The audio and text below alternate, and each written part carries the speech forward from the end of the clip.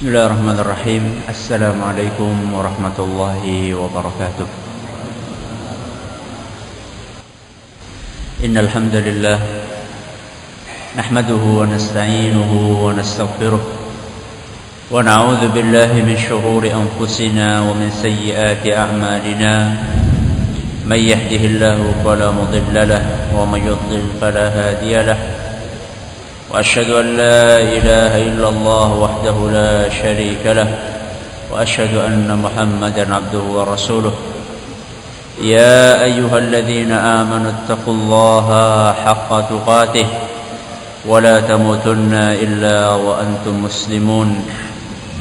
يا أيها الناس اتقوا ربكم الذي خلقكم من نفس واحدة وخلق منها زوجها وبث منهما رجالا كثيرا ونساء واتقوا الله الذي تساءلون به والأرحام إن الله كان عليكم رقيبا. يا أيها الذين آمنوا اتقوا الله وقولوا قولا سديدا يصلح لكم أعمالكم ويغفر لكم ذنوبكم ومن يطع الله ورسوله فقد فاز فوزا عظيما. أما بعد فإن أصدق الحديث كتاب الله وخير الهدى هدى محمد صلى الله عليه وسلم وشر الأمور محدثاتها وكل بدعة ضلالة. Kita panjatkan puja dan puji syukur kehadirat Allah Tabaraka wa Ta'ala. Pada kesempatan malam hari ini, walaupun kita diguyur hujan yang sangat lebat, kita masih tetap diberi kekuatan, kesehatan, hidayah serta taufik dari Allah Jalla wa Ala, sehingga kita bisa kembali menghadiri pengajian rutin tafsir kita ini di Masjid Agung Darussalam Purbalingga. Kita berharap semoga Allah Tabaraka wa Ta'ala berkenan untuk melimpahkan kepada kita semuanya ilmu yang bermanfaat, sehingga bisa kita amalkan sebagai bekal untuk menghadap kepada Allah Jalla wa Ala. Amin ya Rabbal Alamin.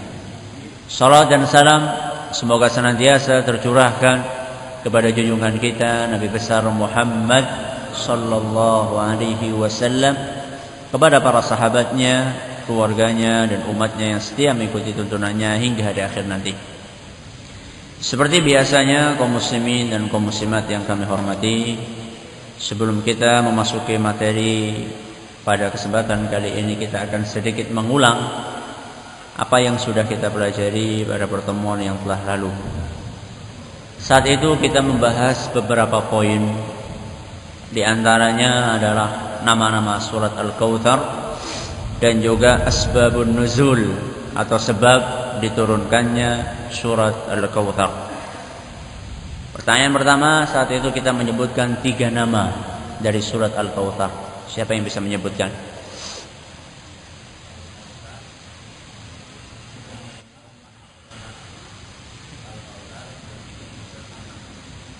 An-Nahr, bagus.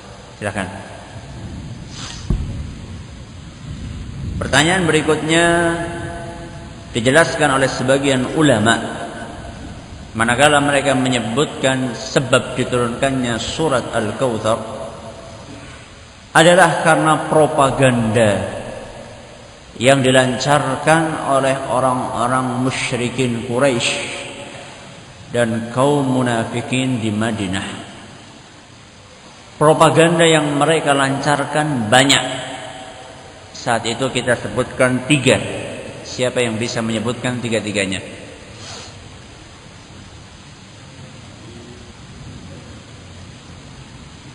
Ya. Ya.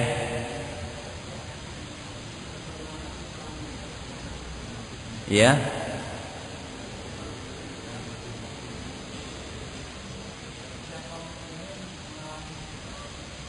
Ya.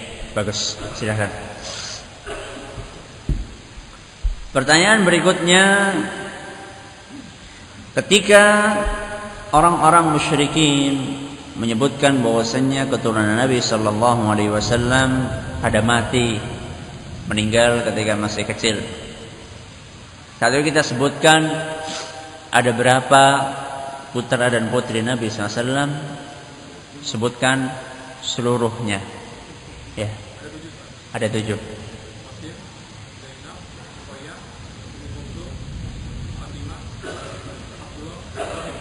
Bagus, silakan.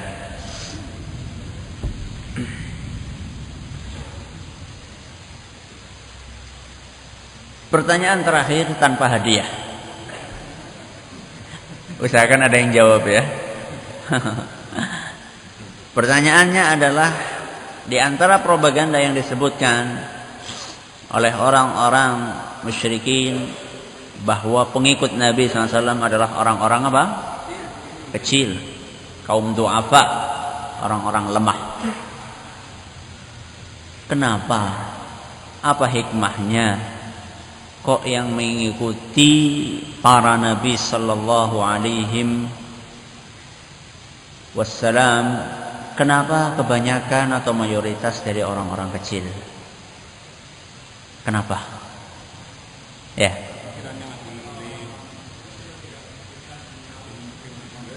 Karena orang-orang kecil tidak memikirkan perkara duniawi. Tidak memikirkan? Lebih minim, relatif lebih apa?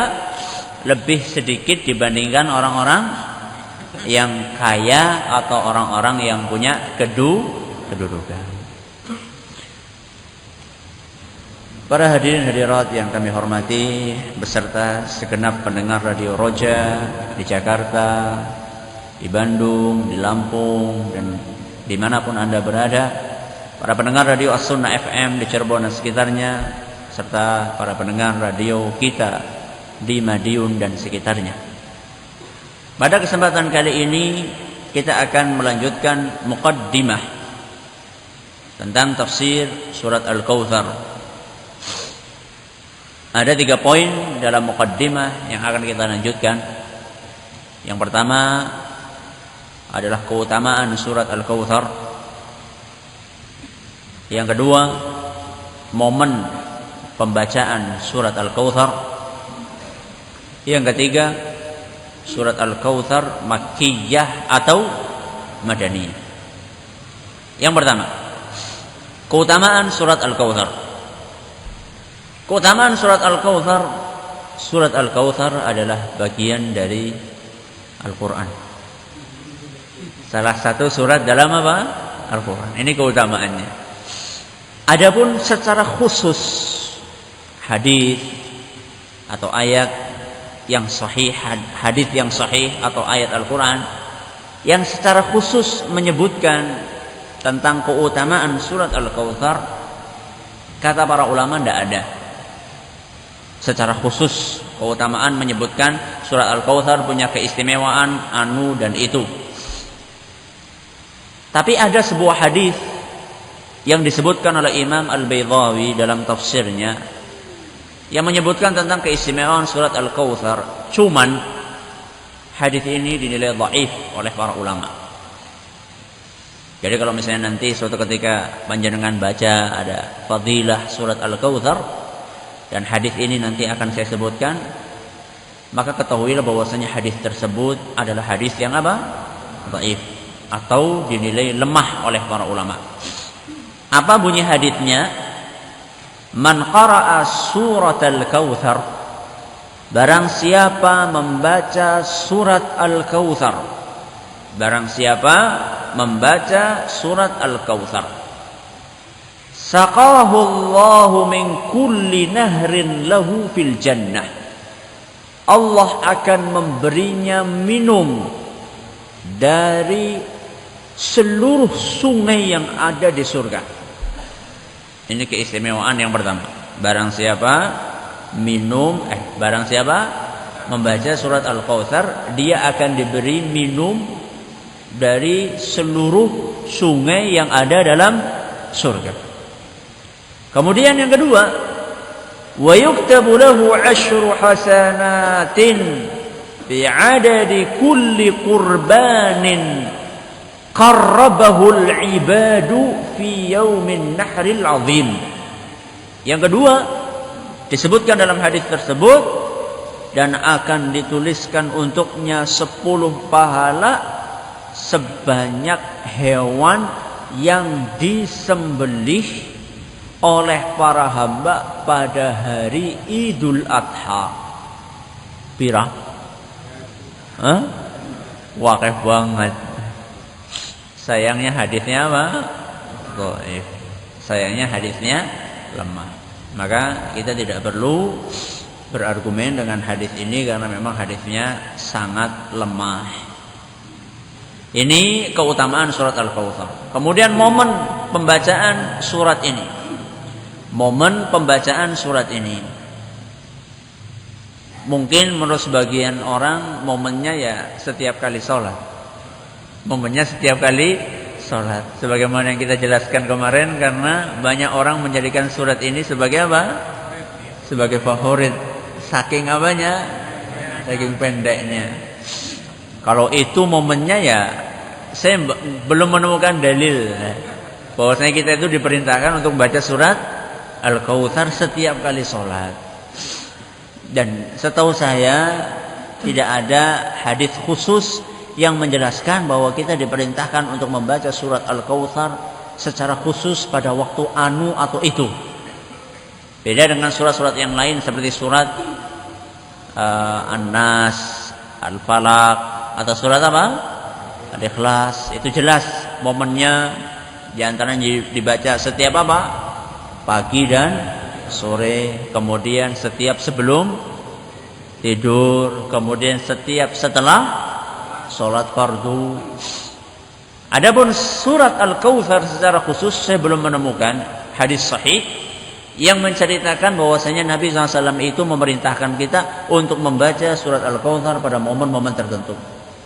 Maka kalau misalnya ada orang yang mengajarkan, bacalah surat Al-Kautsar sekian kali pada malam anu, keutamaannya anu, maka kita harus tuntut dia untuk membuktikan mana dalilnya. Mana dalilnya. Dan kita harus seperti itu. Jadilah muslim yang kritis. Jangan apa-apa dileg. Apa-apa diuntal, jangan. Ya. Apalagi kaitannya dengan masalah ibadah. Kaitannya dengan masalah agama ini. Jadi jangan sembarang orang ngomong, baca anu, baca itu, langsung kita amalkan. Jangan. Kita harus bersikap kritis. Kita harus teliti. Kita harus jeli. Kita harus hati-hati. Mana amalan yang ada dalilnya, mana amalan yang tidak ada dalilnya. Karena apa? Karena percuma. Ya. Percuma kita mengamalkan amalan-amalan yang tidak ada dalilnya. Karena amalan tersebut tidak akan diterima oleh siapa? Oleh Allah Subhanahu wa taala. Kuroli apa nih? Keseletok. Kuroli keseletok. Maka hati-hatilah. Ini tentang momen pembacaan surat ini. Adapun poin berikutnya adalah surat Al-Kautsar Makkiyah atau Madaniyah. Makkiyah atau Madaniyah? Makkiyah. Tidak ada perbedaan pendapat? Ada perbedaan pendapat di antara para ulama. Menurut sebagian ulama Makkiyah, menurut sebagian ulama apa? Madaniyah. Makkiyah itu apa? Diturunkan sebelum hijrah. Kalau Madaniyah diturunkan setelah hijrah. Ada perbedaan pendapat di antara para ulama. Namun mayoritas ulama, jumhurul ulama, kebanyakan dari mereka berpendapat bahwasanya surat Al-Kautsar adalah Makkiyah. Adalah Makkiyah. Dan nampaknya ini pendapat yang lebih kuat. Jumlah ayat surat Al-Kautsar kemarin sudah kita bahas, ada berapa? Ada 3. Tanpa ada perbedaan pendapat di antara para ulama. Pertama apa? Inna a'tayna kal kautsar. Yang kedua, fasholli li rabbika wanhar. Yang ketiga, inna syani'aka huwal abtar. Selesai muqaddimah tentang tafsir Al-Kautsar dan kita akan memasuki inti dari pengajian kita, yaitu tafsir surat Al-Kautsar. Seperti biasanya, sebelum kita memasuki tafsir rinci dari masing-masing ayat, kita akan menyebutkan terlebih dahulu kandungan global dari surat Al-Kautsar. Tadi surat Al-Kautsar terdiri dari berapa ayat? 3. Pertama apa? Inna a'tayna kal kautsar. Apa artinya? Sesungguhnya kami telah mengaruniakan kepadamu, siapa? Muhammad SAW, Al-Kautsar. Fasalli li rabbika wanhar. Yang kedua, fasalli li rabbika wanhar. Apa artinya? Salatlah untuk Rabbmu dan sembelihlah. Sembelihlah apa? Kurban. Baru yang ketiga apa? Inna syani'aka huwal abtar. Apa artinya? Sesungguhnya orang yang membencimu adalah orang yang terputus.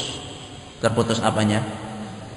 Terputus dari rahmat Allah. Surat ini secara global merupakan peringatan dari Allah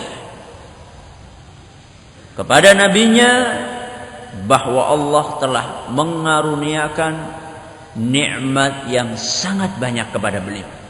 Inna a'tainakal kautsar. Ingatlah wahai Muhammad, kami telah mengaruniakan kepadamu Al-Kautsar. Secara bahasalah nikmat yang banyak. Ini secara bahasa. Nanti kita akan bahas besok insyaallah. Ini adalah peringatan dari Allah. Allah mengingatkan Nabi kita Muhammad SAW, wahai Muhammad, sesungguhnya kami telah mengaruniakan kepadamu nikmat yang sangat banyak. Maka syukurilah nikmat tersebut dengan fasalli li rabbika wanhar.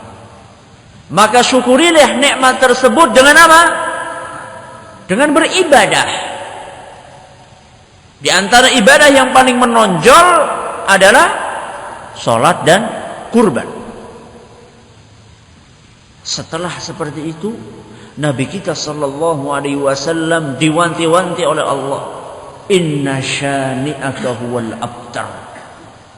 Sesungguhnya orang yang membencimu adalah orang yang terputus dari rahmat Allah.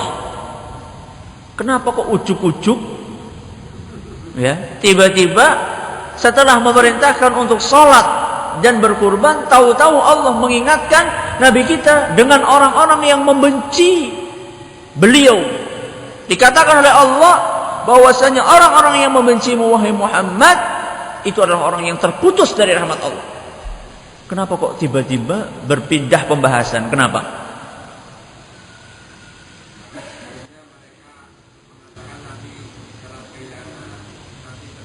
Terputus. Ya, ada yang lain? Kenapa kira-kira? Ashabul yamin, golongan sebelah kanan. Apa kira-kira?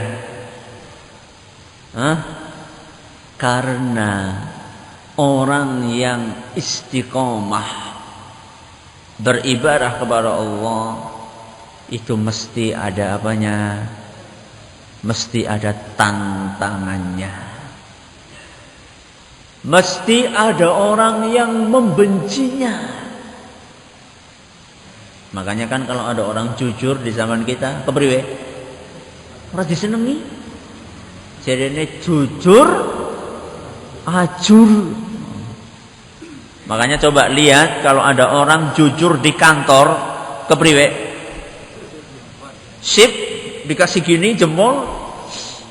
Ketika semuanya melakukan korupsi jamaah, bukan hanya sholat jamaah, ada korupsi apa? Jamaah. Kok ada satu orang yang apa? Yang tidak setuju? Gimana? Dibenci. Diingatkan oleh Allah Subhanahu wa taala, manakala engkau istiqamah bersyukur kepada Allah dengan ibadah, maka ketahuilah akan ada orang-orang yang membencimu. Tapi tidak usah takut wahai Muhammad. Inna syani'aka huwal abtar. Tidak usah takut wahai Muhammad. Sesungguhnya orang yang membencimu, mereka itu akan terputus dari apa? Rahmat Allah. Sedangkan engkau wahai Muhammad, andaikan engkau istiqamah di atas jalan ini, maka engkau akan terus mendapatkan limpahan rahmat dari Allah Tabaraka wa Ta'ala. Ini kandungan global dari surat Al-Kautsar. Jadi pertama, Nabi kita SAW diingatkan bahwasannya nikmat Allah kepada beliau sangat banyak.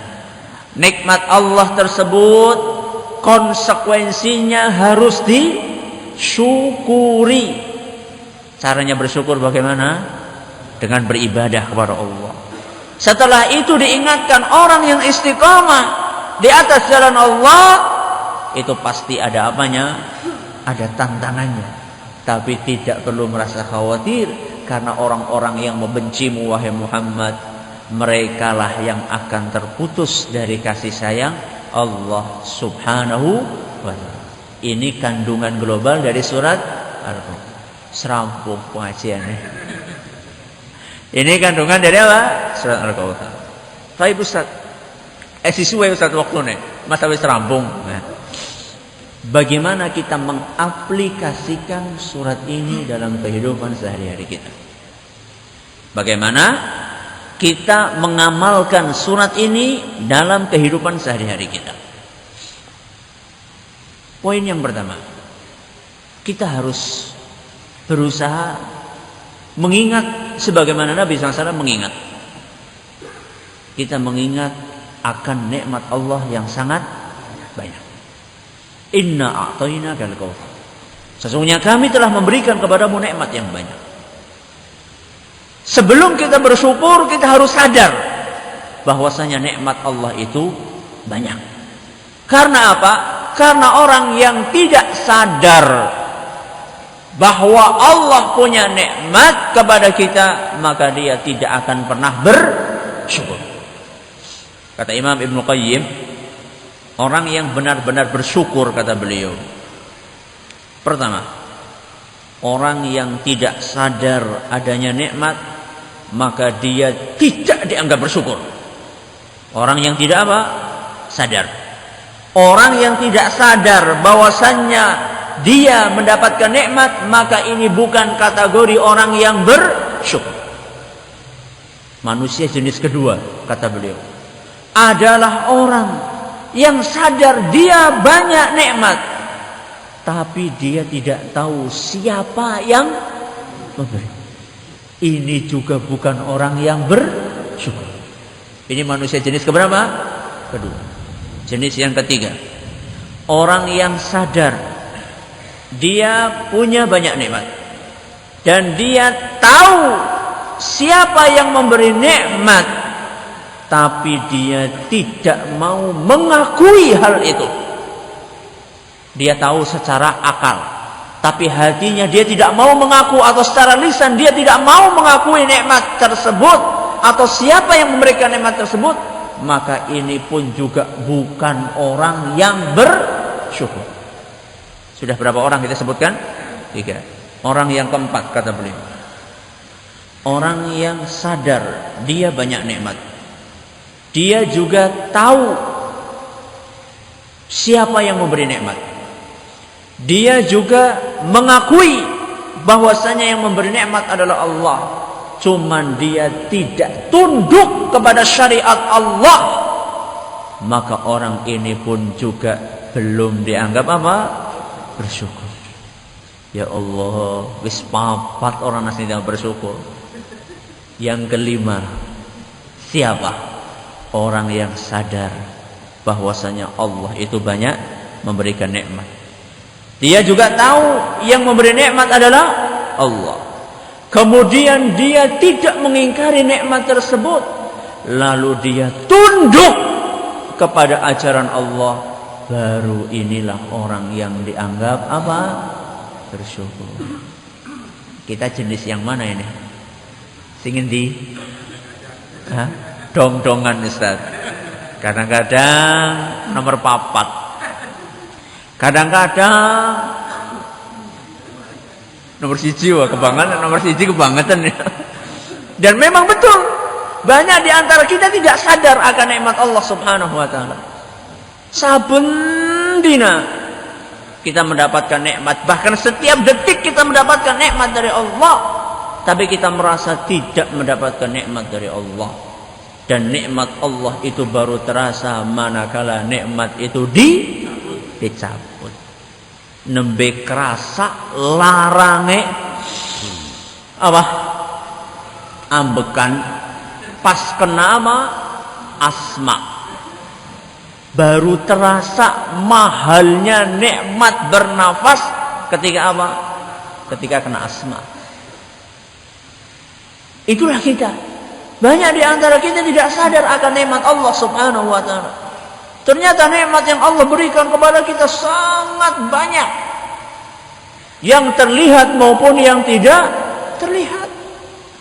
Yang ada di dalam tubuh kita yang tidak kita ketahui. Nikmat adanya ginjal itu adalah nikmat yang luar biasa. Orang baru sadar bahwasannya ginjal itu berharga manakala dia divonis oleh dokter supaya apa? Cuci darah. Ginjal itu fungsinya apa? Memfilter. Memfilter apa? Memfilter darah. Karena makanan, minuman yang masuk ke tubuh kita itu tidak lepas dari racun. Nah, racun itu kalau misalnya tidak dibersihkan, lama-lama racun tersebut akan mendominasi darah kita. Sehingga lama-lama orang tersebut akan mati. Fungsinya ginjal itu setiap hari dia bekerja 24 jam. Selama jenengan sekarang umurnya berapa? Ya. 60 tahun. Bayangkan. Apa ada mesin bisa bekerja 24 jam dur 60 tahun orang mandek? Ada enggak? Coba datangkan mesin apa sing paling canggih? Tidak ada. Allah punya mesin sebesar ini tok nih. Kursa kepelan. Itu ternyata luar biasa fungsinya. Itu baru apa? Ginjal. Belum kalau misalnya jantungnya lanyong kesel lah, ngaso disit 5 menit. Gimana? Ya bablas lah. Dia dapat gelar baru apa? Rahimahullah. Dapat gelar baru dia. Alhamdulillah. Anggota tubuh kita tidak ada yang protes. Tapi banyak di antara kita yang tidak sadar bahwa kita itu banyak nikmatnya. Pernah suatu ketika ada seorang miskin. Dan cerita ini sering saya bawakan. Seorang miskin datang kepada seorang ulama yang bernama Yunus bin Ubaid. Namanya siapa? Yunus bin Ubaid. Orang miskin itu ngeluh kepada Yunus bin Ubaid. Wahai Yunus, kalau sekarang Mbah Yai, Ustaz, saya ini dari dulu kok miskin terus. Sudah minta kepada Allah supaya diberi nikmat. Tapi kok sampai detik ini nikmat Allah tidak turun-turun sama saya. Dia merasa nikmat itu berupa apa? Berupa materi. Kemudian oleh Yunus bin Ubaid, orang tersebut diajak berpikir. Wahai fulan, kalau misalnya ada orang datang ke rumah kamu, tok tok tok tok, sinten kula, badhe nopo, badhe tumbas paningale jenengan, arep tuku matamu, sembarang, arep tuku apa? Mata. 1 juta, berapa? Berarti satu mata dihargai berapa? 50 juta. Kata Yunus bin Ubaid, kamu mau enggak? Jenengan purun apa mboten? Sorry ya. Masa mata dibeli? Kita mau ngelihat pakai apa kalau dibeli mata kita? Ya sudah kalau kayak gitu. Kalau misalnya orang tersebut mau nawar bukan mata kamu, akan beli telinga kamu dua-duanya, karena dia mungkin kecelakaan sehingga telinganya apa? Hilang. Dia pengen masang telinga baru yang asli, beli telinga kamu dipasang, harganya 100 juta. Mau enggak? Enggak mau. Ya sudah kalau enggak mau, dia pengen beli tangan kamu dua-duanya, karena dia mungkin kecelakaan tangannya hilang semuanya. Enggak mau. Kaki kamu enggak mau, enggak mau, enggak mau. Semuanya ditawar masing-masing anggota 100 juta. Kata Yunus bin Ubaid, Masya Allah, orang kayak kamu kok katanya miskin. Kamu itu miliarder. Kok bisa? Nah itu harga apa?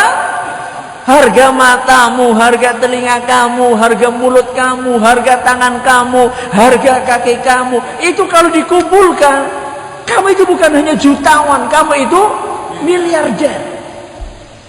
Jadi Yunus bin Ubaid mengingatkan kepada seorang miskin tadi, bahwa nikmat Allah itu bukan hanya harta. Kesehatan itu juga nikmat Allah. Istri itu juga nikmat Allah. Anak juga nikmat Allah. Walaupun anaknya becut-becut, itu juga nikmat Allah. Kita masih diberi karunia anak. Betapa banyak orang-orang yang sudah nikah sekian tahun, bahkan sudah ganti pasangan, belum dikasih oleh Allah Subhanahu wa ta'ala. Belum rumah tempat kita tinggal, belum mata yang kita miliki. Andaikan kita ingin menyadari bagaimana besarnya nikmat mata ini, coba kita merem, atau tidak usah merem, melek saja. Jam 12 malam atau jam 8 malam, pek, apa? Mati lampu. Gimana? Orang di depan saja kita nggak kelihatan. Kita bayangkan, begitulah orang yang buta, yang tidak pernah melihat bagaimana terangnya lampu, tidak pernah melihat bagaimana hijaunya sawah, tidak pernah melihat bagaimana lucunya anak, tidak pernah melihat bagaimana cantiknya istri, tidak pernah melihat keindahan-keindahan dunia. Itulah keadaan orang-orang yang apa? Buta.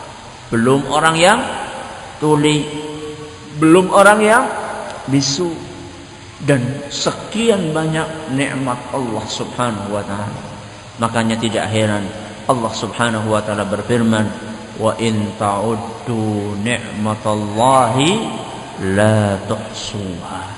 Seandainya kalian berusaha untuk menghitung nikmat Allah Subhanahu wa ta'ala, niscaya kalian tidak akan pernah bisa menghitungnya. Dalam surat An-Nahl ayat 18. Dalam surat An-Nahl ayat 18. Ini poin yang pertama. Jadi aplikasinya, kalau kita ingin mengaplikasikan surat ini dalam kehidupan sehari-hari adalah, pertama, kita berusaha untuk menyadari tentang nikmat Allah kepada kita. Setelah itu, setelah kita sadar bahwasanya nikmat Allah itu sangat banyak, maka yang kedua adalah syukurilah nikmat tersebut dengan cara apa? Beribadah sebaik-baiknya kepada Allah.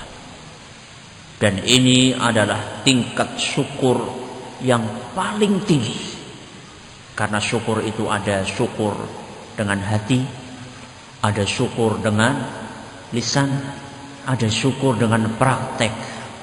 Dan inilah yang paling berat dan paling tinggi.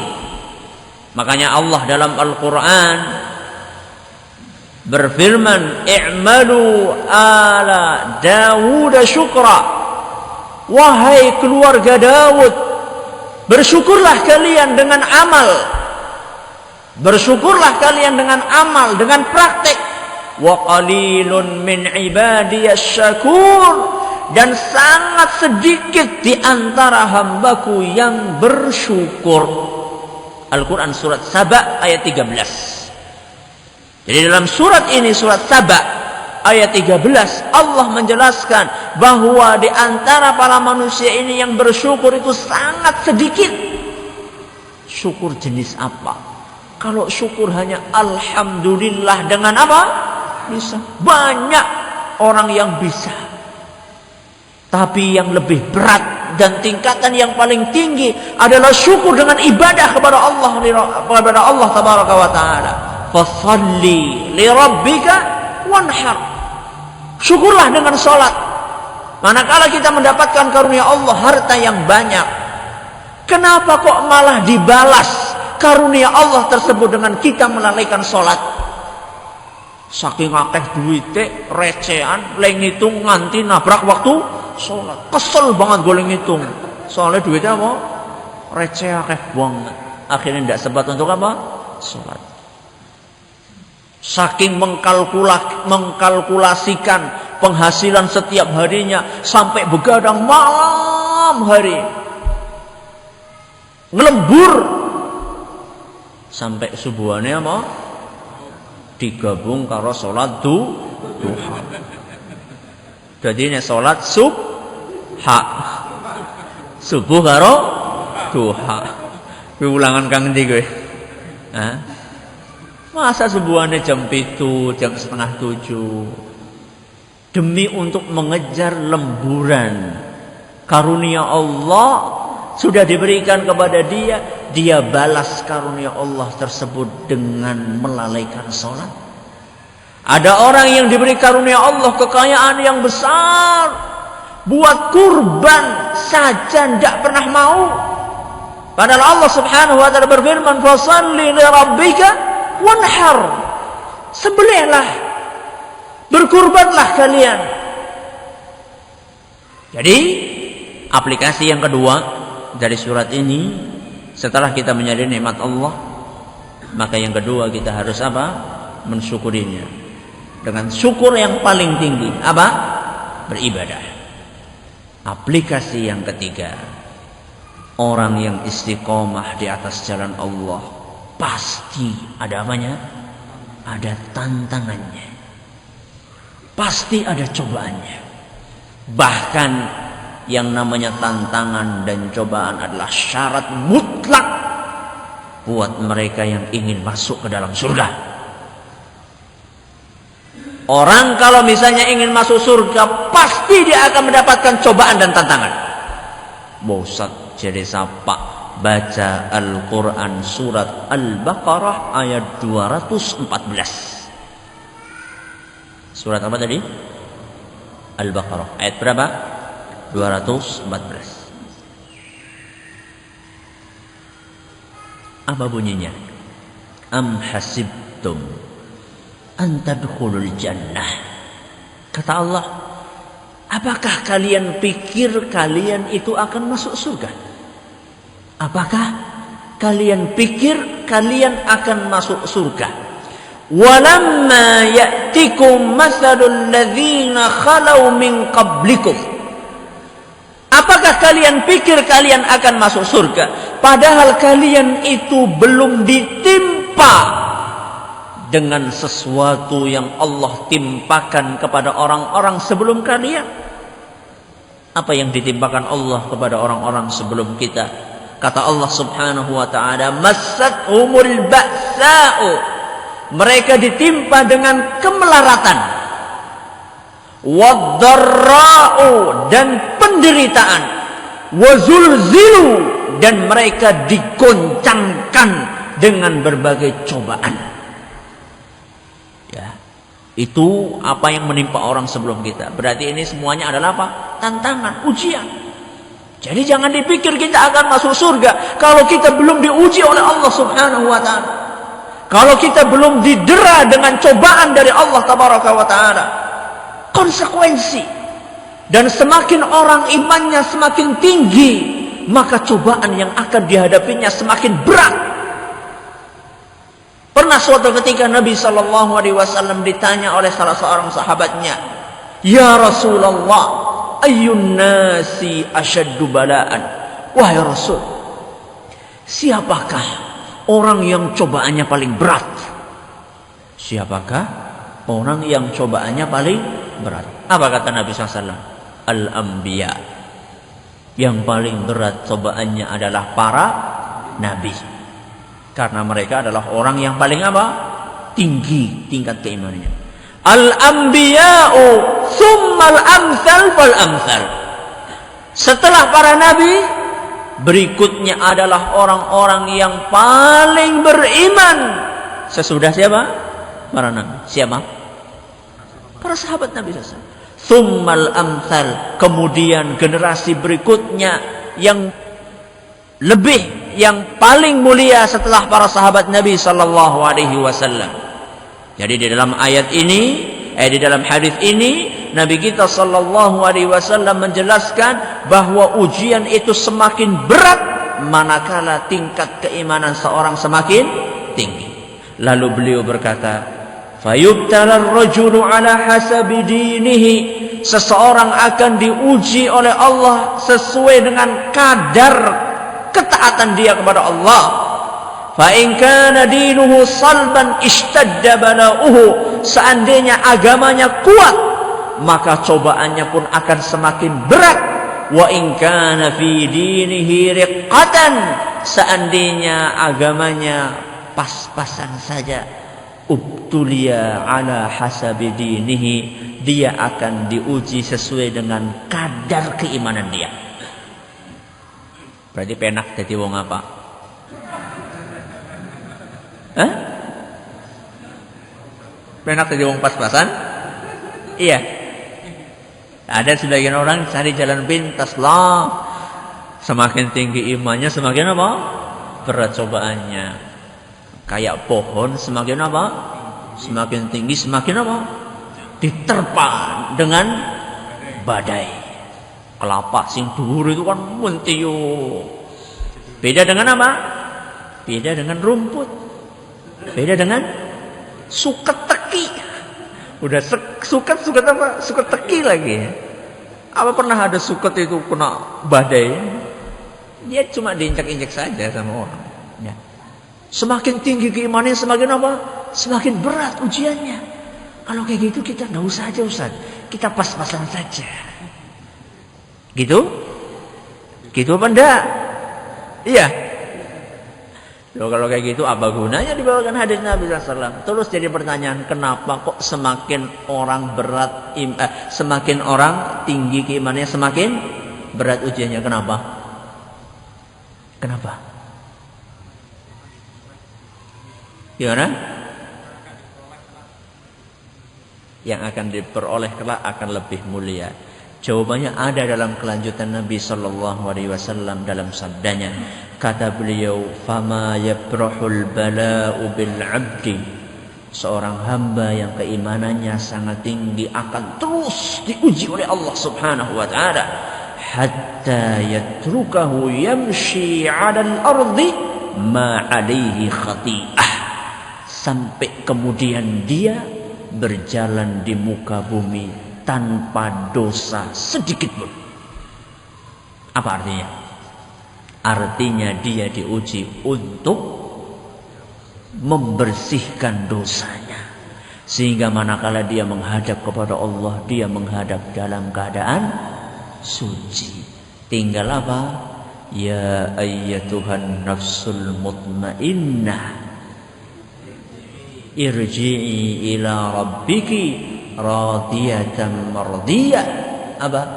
Fadkhuli fi ibadi. Terus wadkhuli jannati.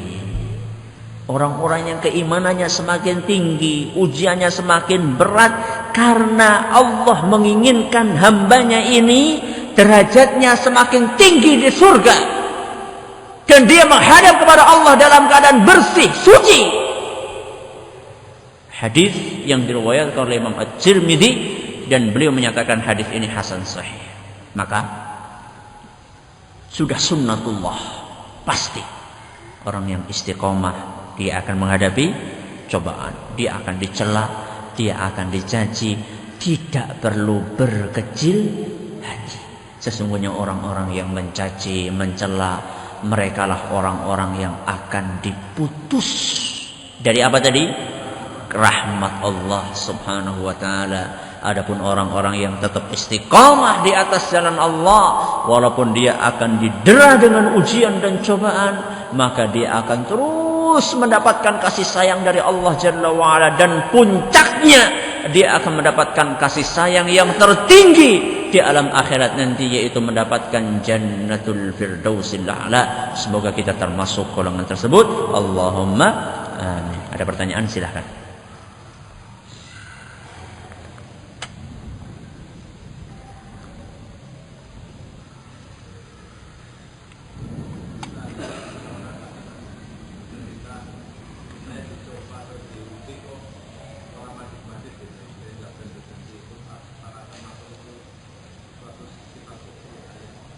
Ya, kalau kita diuji oleh Allah bertubi-tubi, kemudian kita cerita sama teman kita ngadu sama teman kita, apakah ini boleh? Boleh enggak? Boleh enggak? Curhat. Karena apa badan? Tergantung apa motifnya. Boleh kalau motifnya minta motivasi, minta nasihat. Jadi kita diuji oleh Allah, kok kita berat sekali. Kita pengen ada orang yang memotivasi kita supaya kita bisa kokoh bersabar dalam musibah tersebut. Itu tidak apa-apa. Tidak boleh kalau murni tujuannya adalah untuk apa? Berkeluh kesah, tanpa mencari solusi, tanpa mencari nasihat. Itu tidak boleh. Tapi yang lebih sempurna adalah orang yang mengadu kepada siapa?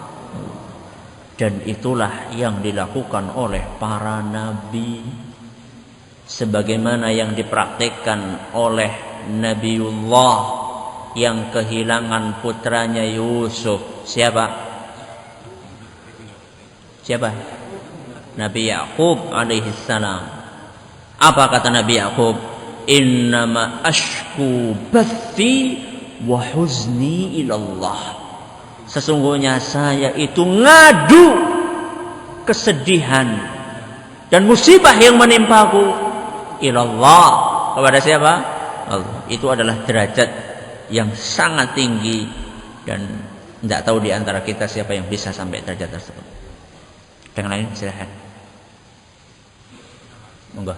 Apa cobaan itu mesti berupa sesuatu yang tidak enak? Ya. Apakah cobaan itu mesti dalam sesuatu yang tidak enak? Jawabannya sudah pernah kita bahas. Kapan? Oh ya, kita bahas dalam surat Idza Jaa Nasrullahi wal Fath. Pernah kita bahas di sana secara panjang lebar atau agak panjang. Intinya Allah menguji kita dengan sesuatu yang tidak enak dan sesuatu yang enak. Dalam Al-Quran Allah berfirman, wa nabluukum bisyarri wal khairi fitnah. Dan kami menguji kalian dengan keburukan dan kebaikan sebagai fitnah, sebagai cobaan. Dan banyak orang yang sukses ketika diuji dengan cobaan yang tidak enak, miskin, tapi giliran diuji dengan apa? Yang enak-enak, gugur di medan pertempuran. Wallahu ta'ala a'la wa alam. Segala perhatian yang kami ucapkan terima kasih. Atas segala kekurangannya kami mohon maaf yang sebesar-besarnya. Subhanakallahumma bihamdika asyhadu an la ilaha illa anta astaghfiruka wa atubu ilaik. Assalamualaikum warahmatullahi wabarakatuh.